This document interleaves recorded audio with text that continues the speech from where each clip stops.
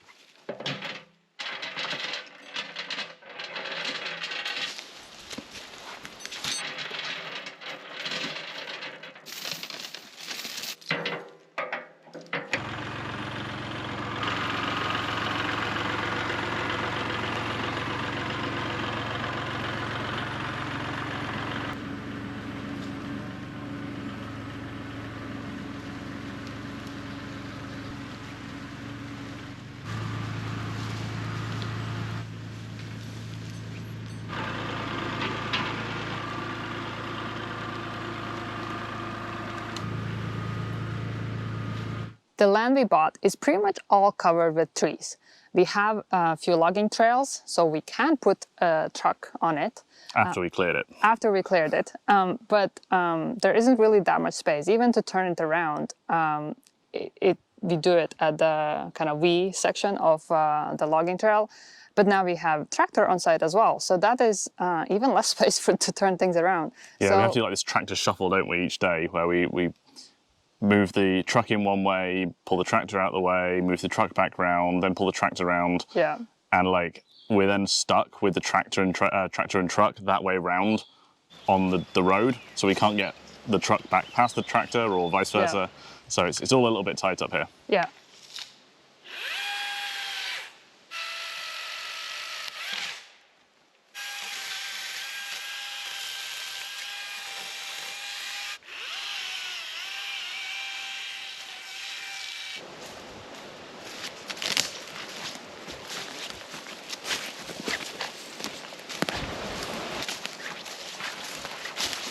It would be great if we could clear up some space, and that's what we're doing now.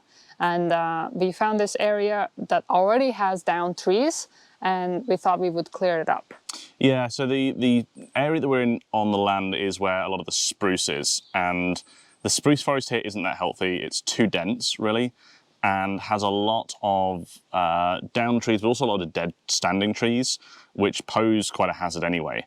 So the area that we've chosen to clear not only had some downed trees already, but was kind of surrounded by some dead standing trees as well, that just for safety, if nothing else, we wanted to be able to pull down. Mm-hmm.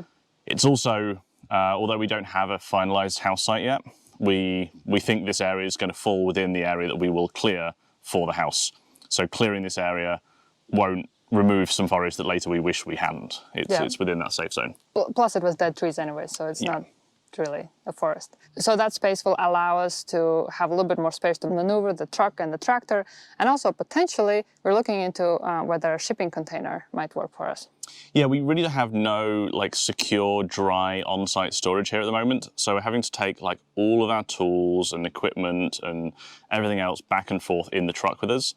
And it's not like we have a house just down the road with a garage that we've got everything in. We've just got like our RV. So we don't have any storage space there really either, which means our truck is just perpetually full of lots of tools and other bits and pieces.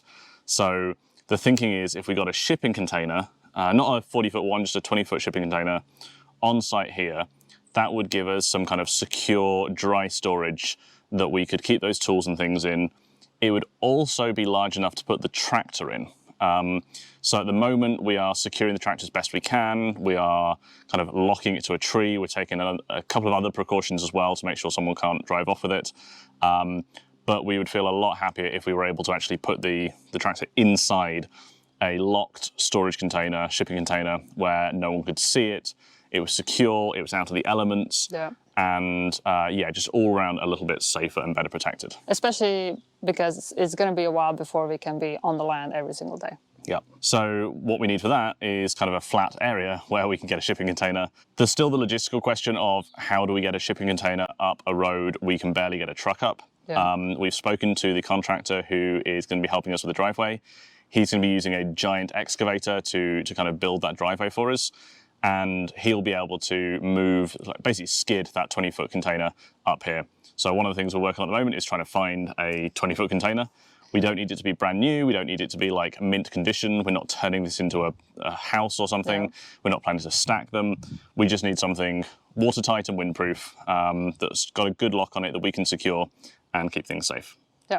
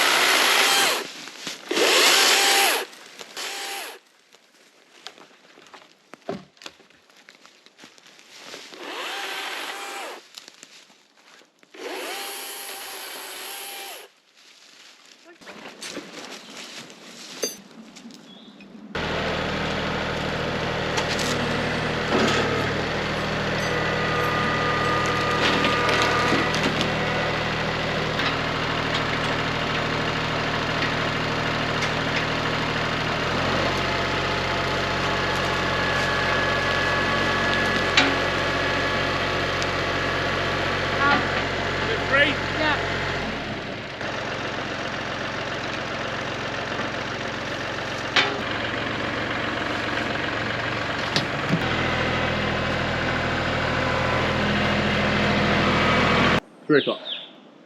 How are we feeling? I think I'm starting to get pretty tired. Yeah. Should we get all the branches? Should we get to this point? Yeah.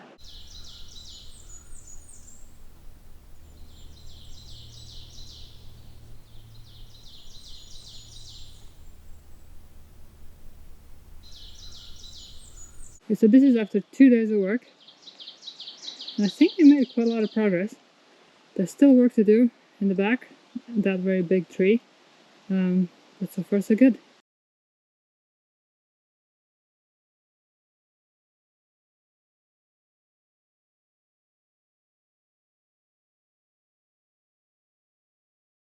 So today is the third day. We are clearing this big pile of brush and trees, and let's talk about how we're doing it. So what we're not doing is doing it fast, that's for sure. We are taking our time doing it slow. We're dealing with some machines, some equipment that we're not familiar with. We have the tractor. It is now like just a few days old, and so really this has been an exercise for us to get used to the tractor and how we're using it. And learning how it responds to the terrain and doing work. Yeah, it's not a big tractor. We've got the loaded tires on it for extra weight. We've got a ballast box that should be arriving this week. But for now, we're taking it really steady because the terrain is really uneven. And one of the most common problems or issues that particularly new tractor owners run into is rolling a tractor. It's really, really dangerous. And it's surprisingly easy to do. It doesn't have a particularly wide wheelbase. And if you get off camber, especially if you've got the bucket up high, you can run into real problems. So we've been taking it really slow, just learning how it responds, how to use it. But hey, it's working really well, isn't it? Yeah. So glad we got that. Yeah. So we're using a chainsaw to limb the trees.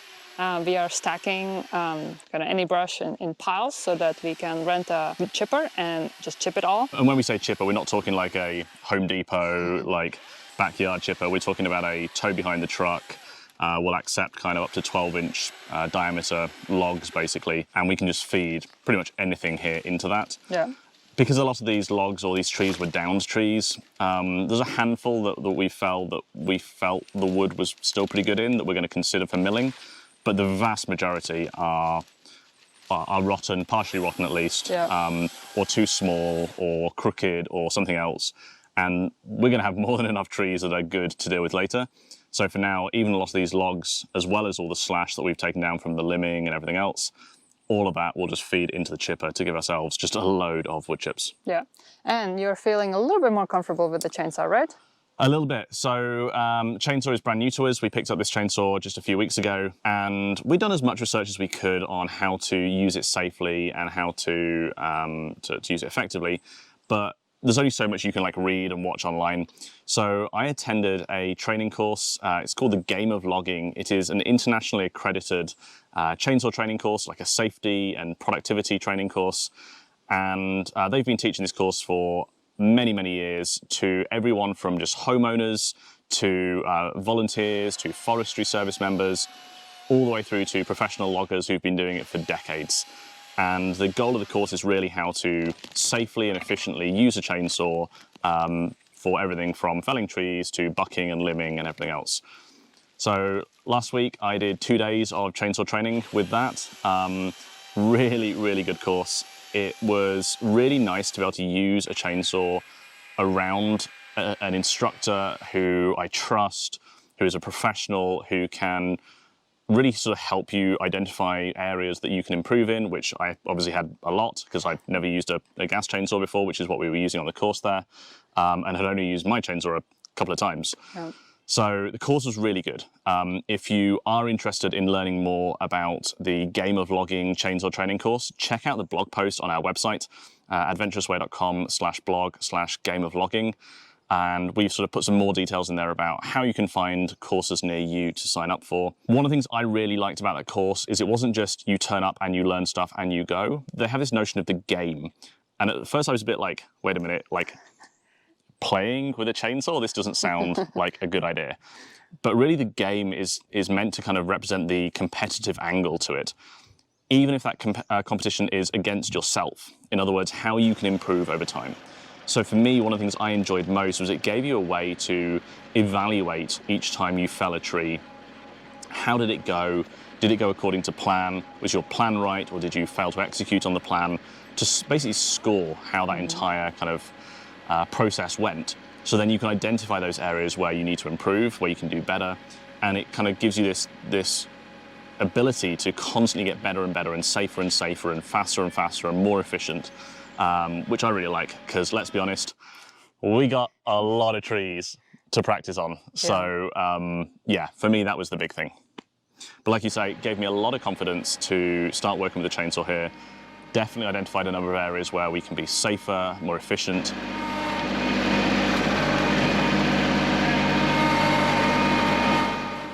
So with the tractor, we cleared up all these stumps and pieces of logs, and we dumped over there, and the bucket has been very useful for that. I can't wait to have the grapple though. Yeah. A couple of people commented on our electric chainsaw, said no, get a gas one. I took the electric one along to the course. Throughout the course we use the gas one. They like to have everyone using the exact same chainsaw just for consistency. But at the end, the instructor and myself, we kind of put the two side by side and tried them out. He was really impressed with this DeWalt 60-volt cordless chainsaw that we've been using. It's obviously not as powerful as the 50cc gas chainsaw that we were using on the course. His kind of guess is it's probably somewhere around about a 35cc gas chainsaw equivalent. The chain that it comes with is designed as more of like a homeowner chain, so it's a reduced kickback, slightly safer chain. But we think there's actually a way to upgrade that chain to a different one that would have a much better kind of cutting ability. So that's something we're looking into right now. For the time being, we're going to keep going with this electric chainsaw. We really like the advantages that the cordless chainsaw offers. It's quieter, it is easy to use, there's no maintenance, or very little maintenance, I should say, other than sharpening the chain and a couple of other basic parts. And so far we have 3 batteries, and so far we haven't run out of battery juice for a days of work. Yeah, each battery seems to last like an hour. And honestly, after 3 hours of chainsawing, we're pretty tired. But we can also charge them here on site anyway with, we've got a portable battery pack that we can use to recharge those batteries. Yeah. So in general, like just the cordless one, smaller, lighter, whatever, I want to keep using if we can, but we're not going to do it at any cost. Yeah. Like, let's see how it goes as we get on some of the bigger trees. Our instructor thinks that it will keep going and it will be able to do what we need to do. He's actually so impressed by it, he's going to try and buy one himself to learn more about them and how they operate and their limits and things. But if we do run into limits and we need more power, we will go out and we'll buy a gas chainsaw that better fits the bill. But I still think that this cordless chainsaw will be really good for the limbing and all those things, where it's just smaller and lighter and yeah, just really easy to use, which we kind of like. Okay, now back to work.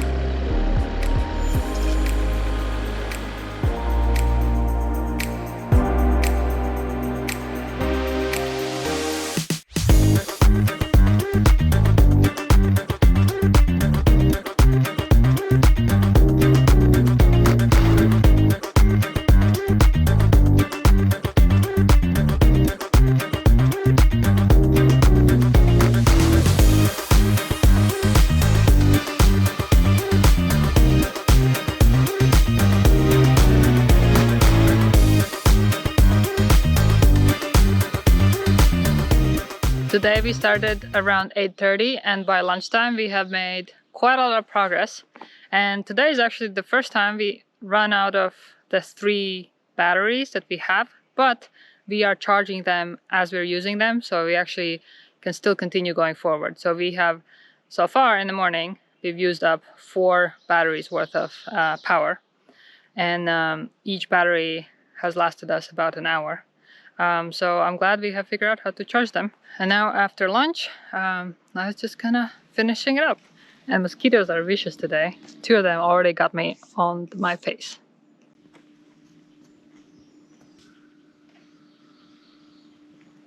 This tree here is dead, so that will have to come out. And also these 2 small ones are also dead, so they will also have to come out.